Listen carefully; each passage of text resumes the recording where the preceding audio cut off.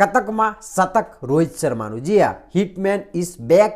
હિટમેનનું form પાછું આવી ગયું છે. જી હા, કમબેક થઈ ગયો એવું કહી શકાય. જી હા, તો નમસ્કાર દર્શક મિત્રો, સ્વાગત છે તમારું ક્રિકેટ પૂરા યુટ્યુબ ચેનલ પર. તો આજે આપણે વાત કરવાની છે ભારત અને ઇંગ્લેન્ડની જે સેકન્ડ વન ડે મેચ રમે એના વિશે થોડી ઘણી ચર્ચા કરીશું. જી હા, આ સિરીઝ આપણે 2-0 જીતી લીધી છે. હવે ત્રીજી વન ડેની આપણે વાત પછીના વિડીયોમાં કરીશું. તો ભાઈ અહીંયા રોહિત શર્મા ઇઝ બેક એવું કહી શકાય. જી હા, કારણ કે ઘણા બધા લોકો એમને ટ્રોલ કરી રહ્યા હતા કે ભાઈ રોહિત શર્માએ હવે રિટાયરમેન્ટ લઈ લેવું જોઈએ. જી હા, કારણ કે એમની ઉંમર થઈ ગઈ છે એવું બોલી રહ્યા હતા. પણ રોહિત શર્માએ કહ્યું હતું કે ફોર્મનું તો મારું કંઈ નક્કી નથી, ગમે ત્યારે પાછું આવી શકે છે. જી એટલે હું હમણાં રિટાયર થવાનો નથી.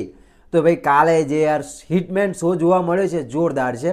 119 રન માર્યા છે.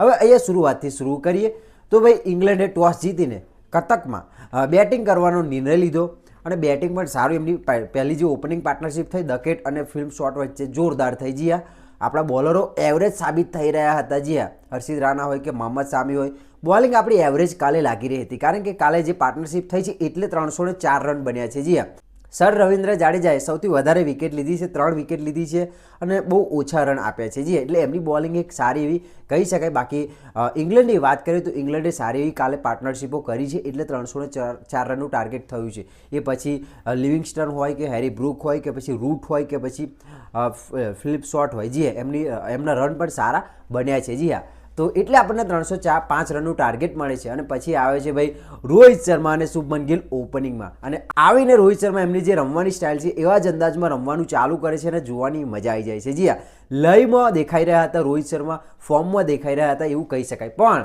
અચાનક આપણા પણ સ્ટેડિયમની લાઇટો એટલે કે ફ્લડનો પ્રોબ્લેમ થઈ જાય છે અને મેચ 20 મિનિટ સુધી સ્ટોપ કરી રાખવામાં આવે છે. આપણે કાલે જ વાત કરી હતી કે ભાઈ પાકિસ્તાનમાં રચિન રવિન્દ્રને વાગ્યું હતું કારણ કે જે ફ્લડનું અંજવાળું હતું એ બહુ ઓછું હતું. આજે આપણે એવું થયું પણ આપણે તો સ્ટોપ કરી દેવામાં આવી હતી ગેમ 20 મિનિટ પછી. યાર એવું થયું કે ભાઈ રોહિત શર્મા ફોર્મમાં આવ્યા છે ને લાઇટો ગતી રહે, યાર નહીં મજા આવે. પણ પાછી જે મેદાન પર આવે છે રોહિત શર્મા, યાર ભાઈ જોરદાર પુલ શોટ પણ જોવાના મળે છે, બધા જ શોટ જોવાના મળે છે ને લયમાં જોવા મળી રહ્યા છે અને જોરદાર બેટિંગ કરી રહ્યા હતા. સાથે શુભમન ગિલ પણ. જી હા, શુભમન ગિલે પણ 60 રન બનાવ્યા. પ્લસ કાલે જે કેચ પકડ્યા છે એમને જોરદાર કેચ પકડ્યા છે. જી હા, પછી રોહિત શર્મા આઉટ થઈ જાય છે, શુભમન ગિલ આઉટ થઈ જાય છે, બંનેની વિકેટ પડી જાય છે. પણ અહીંયા શ્રેયસ અય્યર અને અક્ષર પટેલની પણ સારી એવી પાર્ટનરશિપ થાય છે.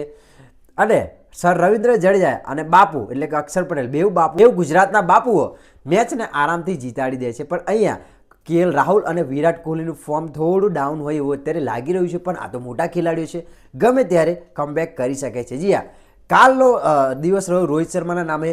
એકમાત્ર એવા ખેલાડી છે જેમને 5 સદીઓ ફટકારી છે, એમાં 5 વખત એમને 6 મારીને સદી ફટકારી છે. જી હા, આ એક સેલ્ફલેસ ખેલાડીની શું કહેવાય કે ખૂબી કહેવાય. જી હા, બાકી ઘણા બધા ખેલાડીઓ 90 પર આવીને ટોકુક રમે છે, તમે બધા જાણો છો. બાકી કાલે મેચ જોવાની મજા આવી ગઈ.